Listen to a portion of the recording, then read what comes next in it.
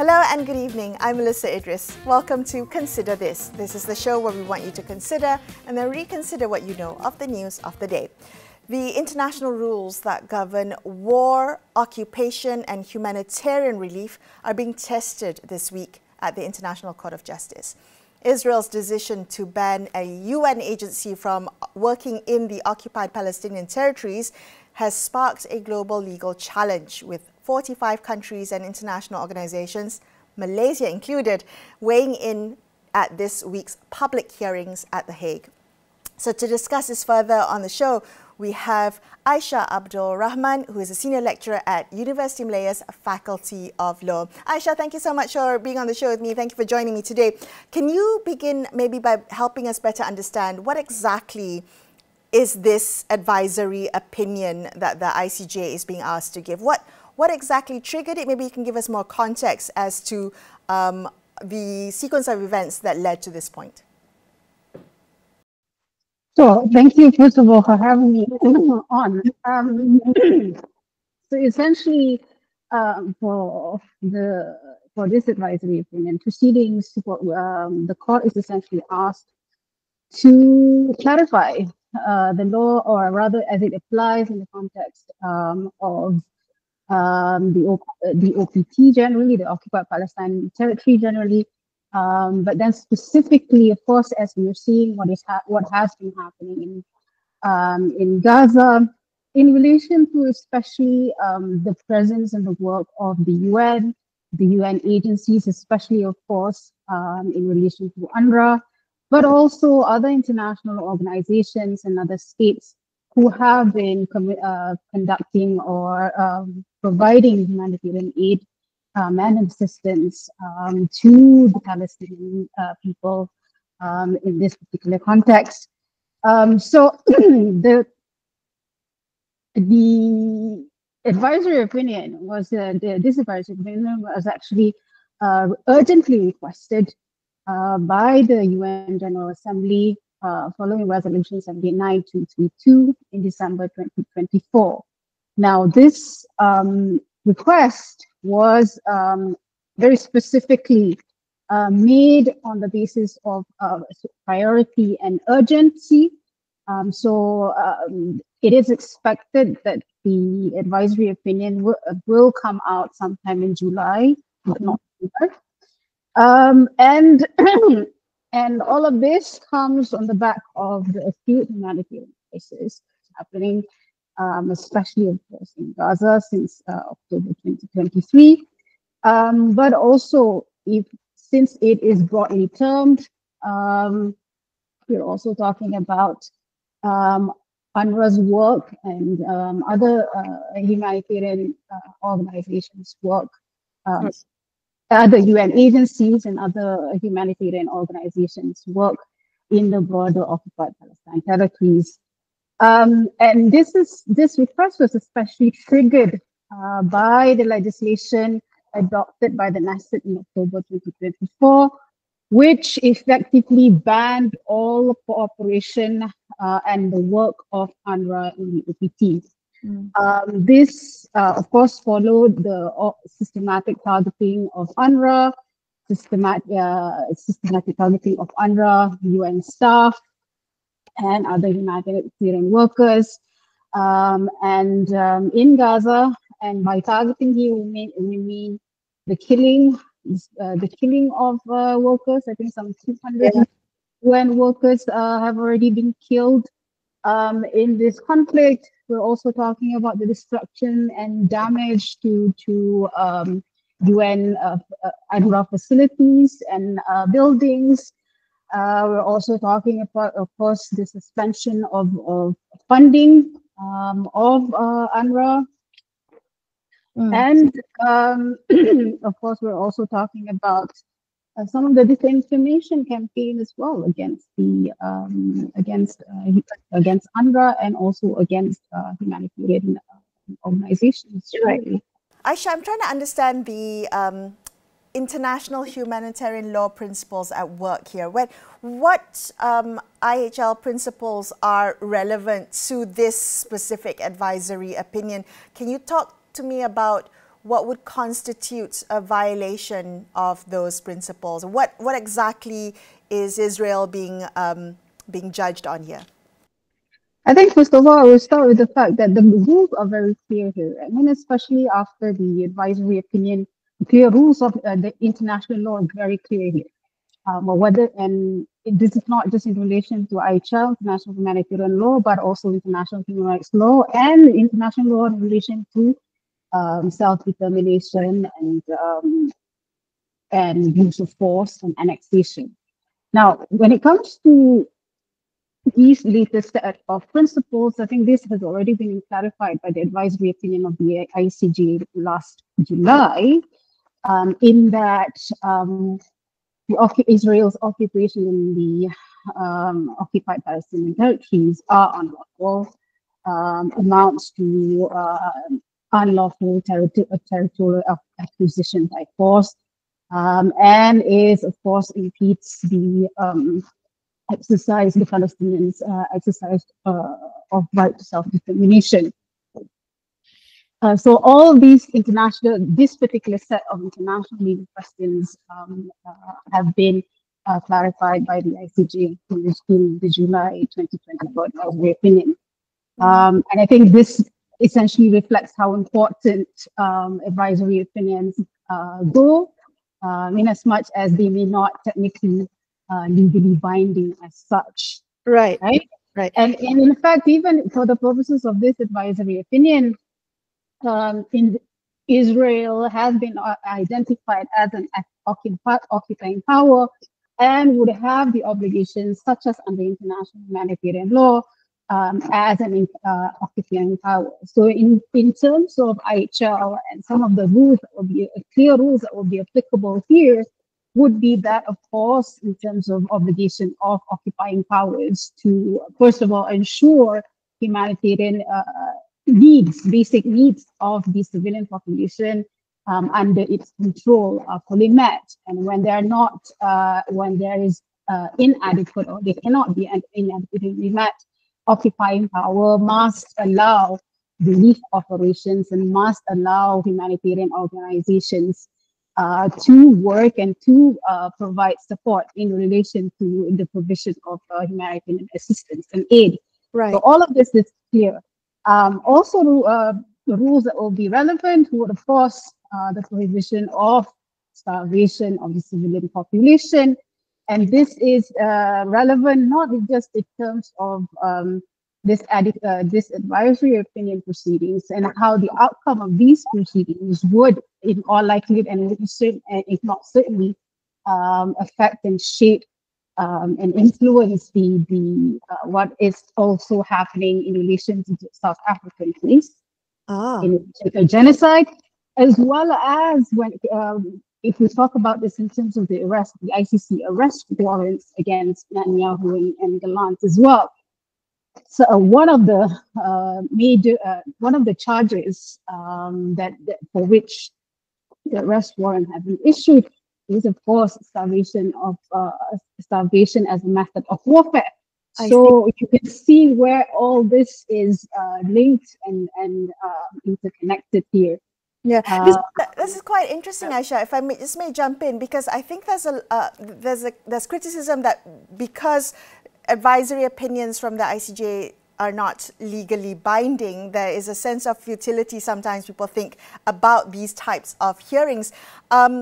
What do you think these types of proceedings, particularly when it's related to the occupied Palestinian territories, what does it reveal to you, Aisya, about the strengths and the weaknesses and the limitations of international law when resolving these protracted crises and conflicts? You talked about how they're all interlinked. What does it speak to you about the concerns people have that this is actually not legally binding and may not have a material impact on the current genocide in Gaza? I think as far as advisory opinions go, even though they are not legally binding, they are highly authoritative, they are influential, and because they are made by the ICJ, they do represent the opinion of the most eminent contemporary jurists of international law. And in fact, it has shaped, advisory opinions have shaped the development of international law as a body of law as far as rules go, and of course, in terms of how states formulate their policies and positions between states through the regional and global mechanism in the international legal plane. So, like I said, even though technically they are not legally binding, in fact, in practice, they have been highly influential. And in terms of advisory opinions, the pending one, I think the decision should come around soon. We're talking about there's one pending in relation to climate change, for example, and where Malaysia has participated previously in the 1990s, nuclear weapons.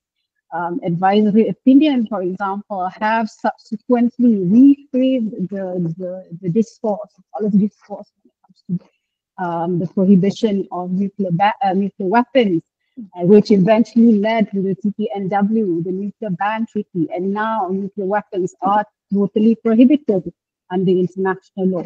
So I think coming back to these advisory opinions of the ICJ in relation to the occupied Palestinian territory, even as far as the 2004 advisory opinion in relation to the wall. That was the first advisory opinion where the court sets out the fact that the court sets out and legally recognized the fact that this wall that Israel has built was actually an impediment to the exercise of the right to self-determination of the Palestinians. And of course, that was the advisory opinion last year as well. And the fact that the court had already determined that the occupation, Israel's presence in the OPT has been unlawful for almost 6 decades. And now I think whether or not that occupation, Israel's presence in the occupied territories, and this would include the West Bank and East Jerusalem, and not just in Gaza. I think that question is pretty much settled from the eyes of the law. Right. Now, of course, at the same time, I would say that international law is not self-executing, and that's because international law operates on the basis of what's called consensus jurisdiction. Why? Because it takes into account, it operates on the basis of sovereign equality of states. It is designed as such, it is built as such. So therefore, what is needed is, of course, political commitment. States must execute. States are required to essentially carry out their obligations under international law. And I think, if we should be looking at these proceedings, even though again not legally binding as such, because the fact is, in the international legal system, it works differently. But what is most critical to understand, I guess, in terms of this current proceedings, is the fact that, and this is identified in resolution itself, is that what has been happening to the humanitarian response, this is seen as a threat not just to the United Nations, but also multilateralism and being central to that. What is at stake is essentially not just humanitarian response, humanitarian work, humanitarian assistance, but also really multilateral system, where we are at a critical point here, like you started out. This is the test, and the international legal system, as we know it, is certainly being stress tested. So definitely a pivotal point here. Aisya, thank you so much for helping us understand better what is currently happening at The Hague. Thank you for your time. We're going to take a quick break here and consider this. We'll be back with more on this topic, so stay tuned. We'll be right back.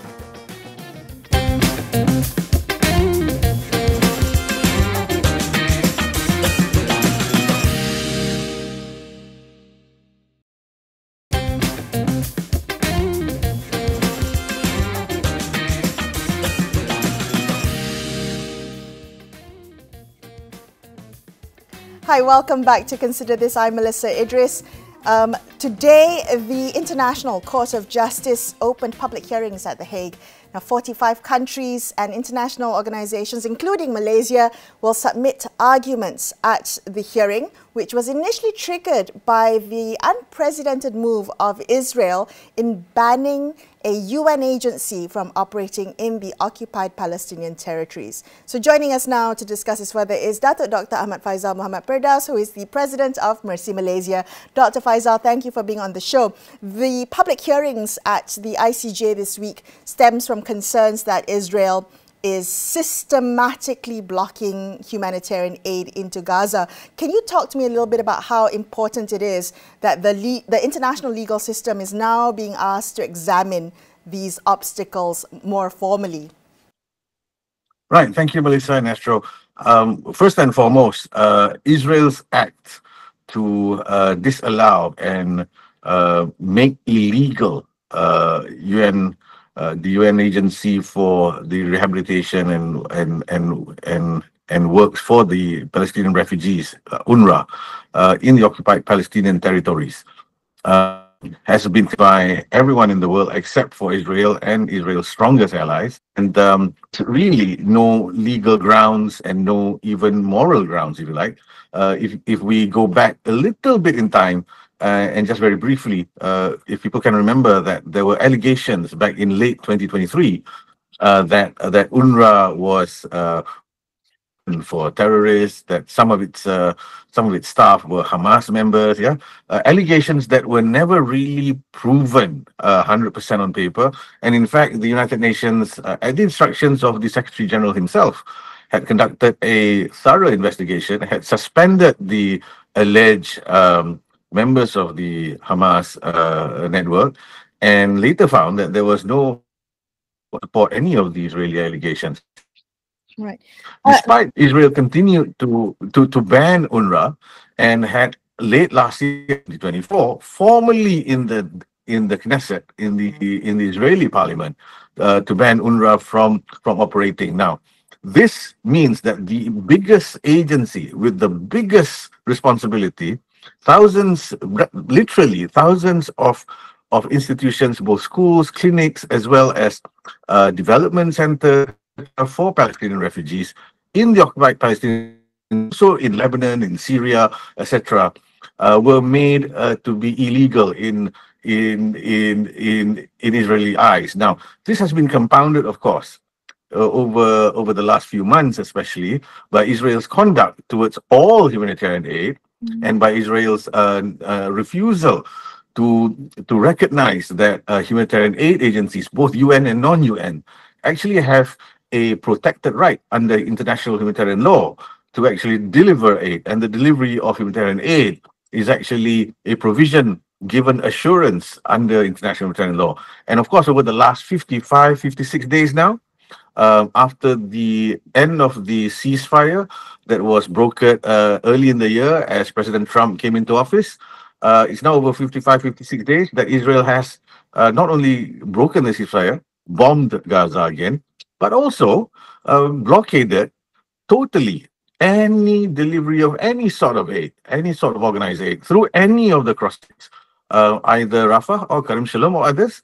leaving the Palestinians agencies, including other UN agencies, not just UNRWA, but also WFP, WHO, and everybody else, short of aid supplies. In fact, WFP has already said that they're very short of food and will run out soon. So this has meant that on top of military pressure, starvation, malnutrition, dehydration, which have been imposed upon the people of Gaza, deliberately has been shown to be purposefully done by the Israelis, which by itself constitutes a violation of international humanitarian law and therefore qualifies as a war crime. Okay. Dr. Faizal, you talked about how humanitarian aid is protected under international humanitarian law. Talk to me a little bit about the fact that since Israel passed that law to ban UNRWA from operating inside the occupied Palestinian territories, that essentially criminalizes humanitarian aid. But what about aid workers? We also hear alarming reports of hundreds of aid workers being killed in Gaza. Do those protections also extend to those operating for humanitarian assistance? Right. Yes. The short answer to your question is yes. International humanitarian law protects civilians, non-combatants, but gives specific protection to those delivering humanitarian aid, and especially more so to medical aid workers, to healthcare workers, and to healthcare institutions like hospitals, like clinics, like medical points, providing treatment for those who are wounded, even combatants who are wounded. So that's international humanitarian law. And specifically for UNRWA, the criminalization of UNRWA means that Israel no longer recognizes UNRWA staff, whether they are local Palestinian or even expatriate international staff, as long as they're working with UNRWA, as legal or as UN workers. Now that doesn't extend to the other humanitarian aid workers, that kind of classification, at least in Israeli eyes. But we've seen, as you rightly pointed out, over the last 1.5 years, if we count the local staff who've been killed, there have been hundreds now of UNRWA staff, mainly UNRWA staff, but also staff of other UN agencies, other international humanitarian organizations, NGOs, but also especially local staff of hospitals who also qualify under the broad classification of aid workers, and local staff of food kitchens, etc., who've also been killed, injured, some taken into custody without real reason. All these are violations of international humanitarian law, and therefore they impede the delivery of aid either directly through the bombings of centers, of hospitals, or of aid convoys, or of humanitarian workers, or indirectly when those aid agencies, like UNRWA, for example, are criminalized and therefore are stopped from working in the occupied Palestinian territories. I'm just wondering what this could mean, Dr. Faizal, for the future of aid. So with the public hearings at the ICJ has been asked by the UN to opine on this issue, to issue an advisory opinion.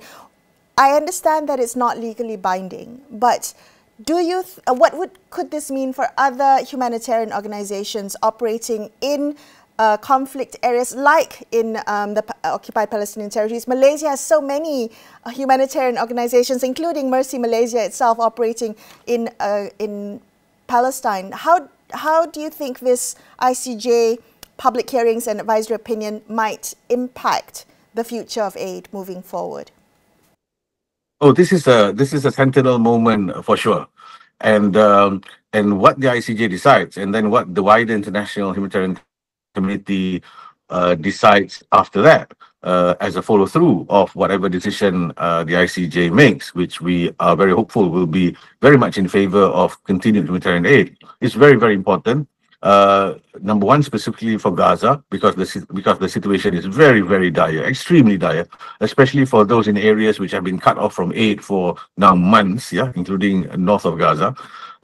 Secondly, of course, as you rightly pointed out again, the wider humanitarian aid issue, and we have other crises in the world which are also just as bad, if not worse.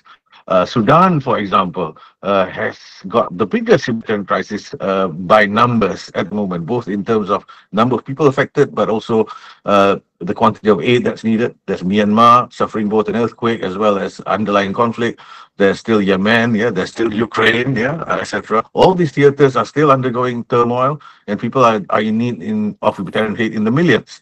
So if the ICJ does not rule in favor of access for humanitarian aid and for protection of humanitarian workers, this will have a huge impact on organizations like the UN, like the International Red Cross, but like organizations like Mercy Malaysia. We've just had our 5th team from Malaysia in Gaza safely leaving Gaza after about a month of deployment there under UN auspices. So should the ICJ's ruling not be in favor of continuing humanitarian access, organizations like ourselves, like Mercy Malaysia, will have to think very, very carefully on how we should respond, even if the UN, for example, or the International Red Cross requests us to provide support in terms of human resource, in terms of teams, in terms of even other technical capacities, because we will be risking a lot more. Even if there is protection from the international humanitarian law as provided by the IHL, that you cannot have a 100% risk-free situation, and we understand that, and our team members, our staff, our volunteers understand and accept that. But should there be no protection at all, or if countries like Israel are allowed to ignore IHL and to actually delist and criminalize organizations like UNRWA who do only good work, then the future of aid is called into question.